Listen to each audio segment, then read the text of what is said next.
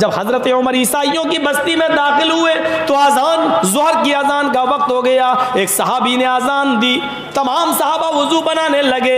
एक ईसाई का चर्च था, ईसाई पादरी अपने चर्च से निकला, कहने लगा कि मैं यहाँ पर आपको नमाज पढ़ने की इजाजत देता हूँ। हजरत उमर ने कहा कोई स्टेच्यू तो नहीं है, कोई मूर्ति तो नहीं है? कहा नहीं है। हजरत उमर ने चर्च में घूम कर देखा तो ठीक था, पाक साफ था। चलो इसी में चटाइयां बिछा लो, नमाज का वक्त हो गया।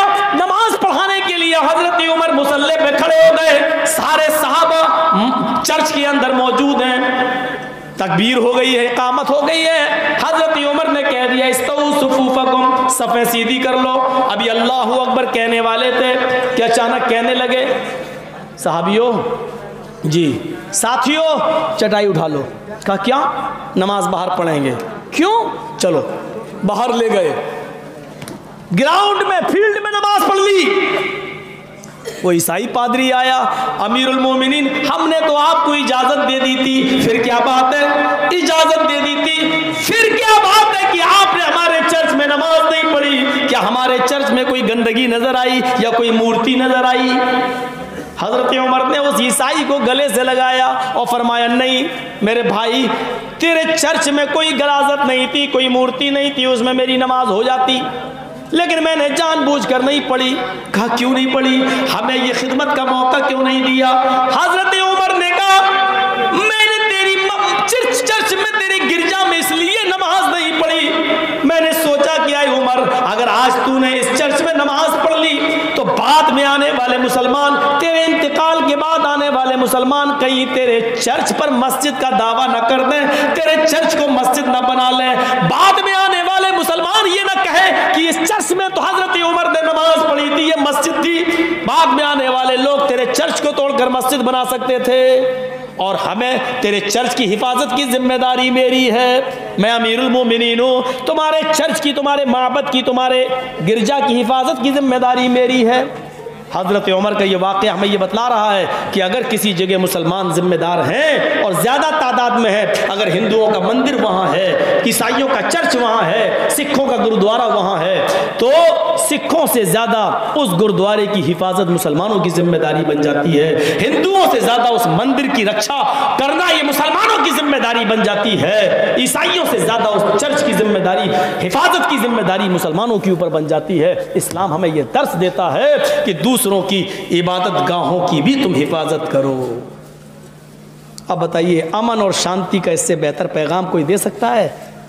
अमन और शांति का इससे बेहतर कहीं हमें पैगाम नहीं मिल सकता है। तो यही हमारा धर्म कहता है, यही इस्लाम कहता है, और हमें इस देश के अंदर इतना भाईचारा अपनाना चाहिए।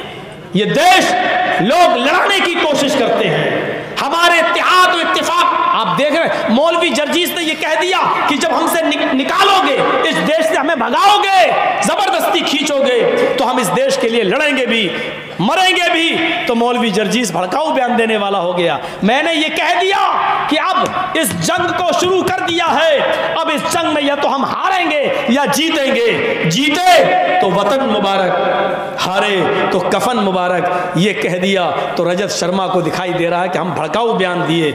और दिल्ली की सरजमीन पर एक बीजेपी का नेता, बड़ी पोस्ट पर बैठा हुआ मंत्री, जब यह कहता है देश के गद्दारों को गोली मारो सालों को, और दूसरे दिन गोली चल भी जाती है जामिया के अंदर। रजत शर्मा की नानी मर रही थी, नहीं दिखाया जा रहा है उसको। क्यों नहीं दिखाते हो? आशीर्वाद है बॉस का, यह है चीज। बताइए, हमारा दिल्ली हमारे देश का अटूट अंग, हमारे देश का हिस्सा, कश्मीर भी हमारे देश का हिस्सा। कश्मीर में कुछ कहते थे, ओ देखो हमारे देश के गद्दार, लेकिन बताओ तुम्हारे मंत्रियों ने कहा है कि बताओ ये इंडिया और पाकिस्तान का मैच हो रहा है। ये देश को टुकड़े करने की बात नहीं है। दिल्ली के चुनाव को, यानी बीजेपी जीती तो इंडिया जीतेगा, केजरीवाल जीते तो पाकिस्तान जीतेगा। ओफो, तसव्वुर करो आप इस देश के एक हिस्से दिल्ली को किस तरीके से आप, लेकिन कोई चैनल वाला उसको ऐसे बयान नहीं कर रहा जैसे उसने मेरे भाषण को दिखाया।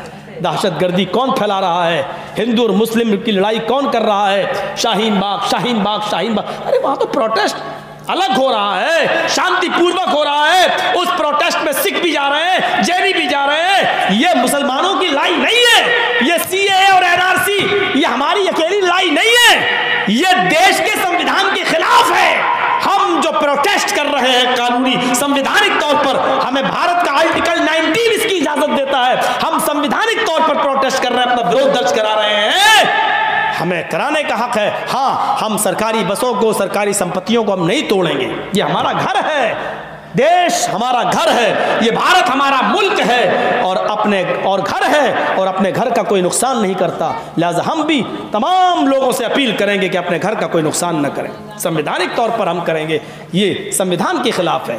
बाबा भीमराव अंबेडकर ने जो कानून बनाया वो धर्म के आधार पर बंटवारा नहीं करता है। आप सबको नागरिकता देंगे, मुसलमान का नाम नहीं ले रहे हैं, ये कहाँ का इंसाफ है? दीजिए तो सबको दीजिए, नहीं देना है तो किसी को मत दीजिए, बात खत्म है। तो ये सब चीजें थी मेरे भाइयों, हम भारत के अंदर वही भाईचारा चाहते हैं। अल्लाह करे कि इस देश में हम हिंदू मुसलमान सिख ईसाई इतने मोहब्बत के अंदर, इतने मोहब्बत भरे माहौल में रहने वाले बन जाएं कि अगर दर्द किसी हिंदू को हो तो तकलीफ सारे मुसलमानों को हो, तकलीफ किसी मुसलमान को पहुंचे तो उसका दर्द हिंदू भाइयों के दिल में महसूस हो, सिखों के दिल में महसूस हो, बुद्धिस्टों के दिल में महसूस हो। अगर कोई हिंदू हमारा भाई आतंकवादी हमले में मारा जाता है, हम सारे मुसलमान उस आतंकवादी को पकड़कर उसको पुलिस के हवाले करके सख्त से सख्त कार्रवाई की डिमांड करें गवर्नमेंट से।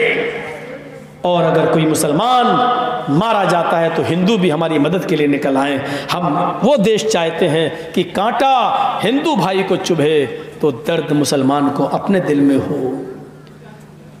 कोई मुसलमान अगर चैन और सुकून की राहत नहीं सो पा रहा है तो उसका दर्द हमारे हिंदू भाइयों को हो। हम उस भारत की कल्पना चाहते हैं, हम भारत को इस तरह देश देखना चाहते हैं और ये देश मुसलमानों हम तुम सब के ताउन से इंशाअल्लाह ऐसा बनेगा। अल्लाह से दुआ है हम और आप पैगाम को आगे बढ़ाएंगे और हिंदू और मुसलमान सिख ईसाई सबको गले लगाएंगे और ये देश सबका है। अल्लाह ताला सबको भाई भाई बनकर रहने की तौफीक अता फरमाए।